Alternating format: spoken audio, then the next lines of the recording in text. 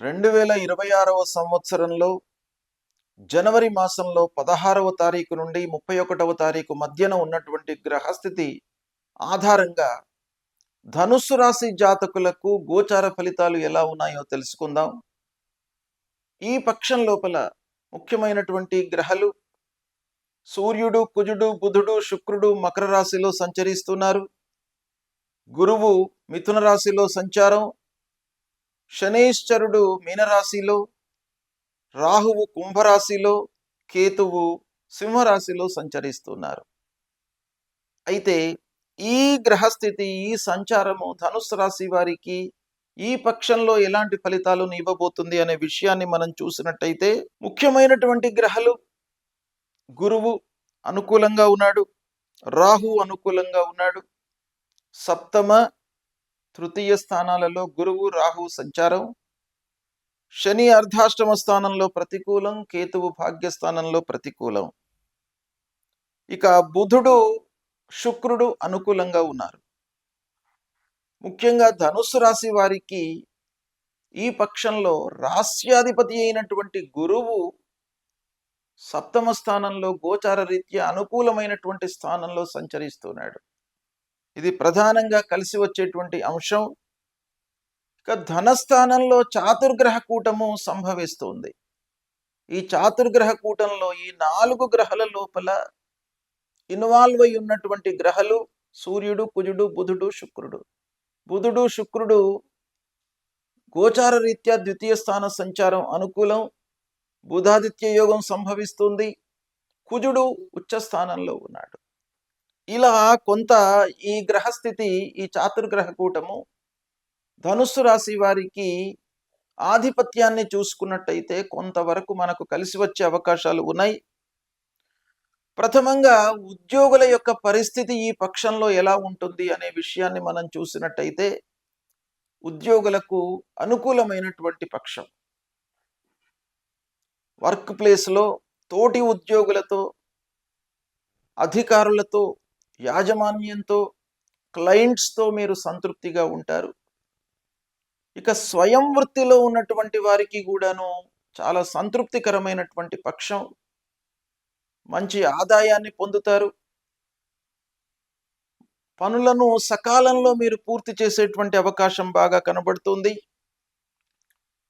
ఈ చాతుర్గ్రహ కూటం మూలకంగా ధనస్థానంలో సంభవిస్తుంది గనక వ్యాపారస్తులకు ముఖ్యంగా మీరు కొంత ఆలోచించి పెట్టుబడులను పెట్టడము, సమయస్ఫూర్తితో నిర్ణయాలు తీసుకోవడము, ఏకాగ్రతతో మీరు చేస్తున్నటువంటి వ్యాపారాన్ని కొనసాగించడం మూలకంగా మీకు చాలా లాభాలు కలిగేటువంటి అవకాశం కనబడుతుంది.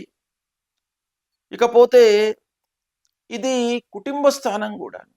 కుటుంబ స్థానం లోపల కూడాను 4 గ్రహాలు సంచారం. ఇది కొంతవరకు సానుకూలమైనటువంటి వాతావరణాన్ని ఇస్తుంది. కుటుంబ వాతావరణం అనుకూలంగా ఉంటుంది. భార్య, పిల్లలు, కుటుంబ పెద్దలతో సంతృప్తిగా గడుపుతారు ఈ పక్షం. ఇకపోతే కొంత ఆరోగ్యపరమైనటువంటి సమస్యలు శని మూలకంగా కలిగే అవకాశాలు ఉన్నాయి. శని దృష్టి ఉంది. అంటే ధనుస్సు రాశిని అర్ధాష్టమ స్థితిలో ఉన్నటువంటి శని వీక్షిస్తున్నాడు. తద్వారా మీరు ఆరోగ్యాన్ని నిర్లక్ష్యం చేయకూడదు. చిన్నపాటి ఆరోగ్య సమస్యలు తలెత్తే అవకాశాలు ఉన్నాయి.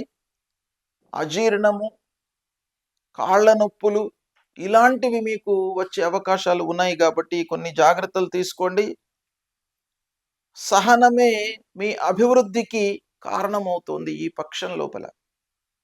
ఇక విద్యార్థులకు బాగానే కలిసి వస్తుంది. కొంత జాగ్రత్తతో ఉన్నట్టయితే మంచి స్థాయిలో మీరు రాణించే అవకాశాలు బాగా కనబడుతున్నాయి. ప్రయాణాలు బాగా కలిసి వస్తాయి. అంటే ఫ్రీక్వెంట్గా మీరు ప్రయాణాలు చేయవలసినటువంటి ఆగత్యము ఏర్పడినప్పటికీ ప్రయాణాల మూలకంగా మీకు లాభదాయకమైనటువంటి ఒక వాతావరణము ఈ పక్షం లోపల ఉంది. తద్వారా మీకు రావాల్సినటువంటి డబ్బు కూడాను మీకు అందుతుంది. అయితే ఆర్థిక విషయంలో కొంత జాగ్రత్తగా ఉండండి. శనీశ్వరుడు ప్రతికూలంగా ఉన్నాడు. ఆలస్యము, ఆటంకాలు, పరీక్షా సమయాన్ని మీకు కల్పిస్తాడు శనైశ్వరుడు. కాబట్టి మీరు కొంత జాగ్రత్తలు తీసుకోవాలి ఆర్థికపరమైనటువంటి విషయాలలో. ఇక పెద్దల యొక్క సహాయ సహకారాలను మీరు పాటించండి. తద్వారా మీకు అనుకూలమైనటువంటి ఫలితాలు వస్తాయి. ఇకపోతే సామాజికంగా మీకు గుర్తింపు లభిస్తుంది. కుటుంబంలో ఒక మంచి స్థితిలో మీరు ఉంటారు. సమాజంలో మంచి వారితో మీకు పరిచయాలు ఏర్పడతాయి. తద్వారా చాలా పనులు నెరవేరుతాయి. ఈ విధంగా ధనుస్సు రాశి వారికి ఈ పక్షంలో కొంత ప్రతికూలమైనటువంటి ఫలితాలు శని మూలకంగా ఉన్నప్పటికీ ఆధిపత్యం రీత్యా చాతుర్గ్రహ స్థితి రీత్యా మనం ఆలోచించినట్టయితే కొంత మంచి ఫలితాలు కలిగే అవకాశాలు ఉన్నాయి. అయితే శని ప్రతికూలమైనటువంటి గ్రహము ధనుస్సు రాశి వారికి.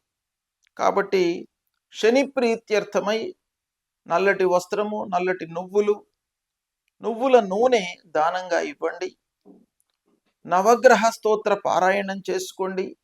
శనీశ్వరుడి మూలమంత్రాన్ని ప్రతినిత్యం కూడాను పఠించండి.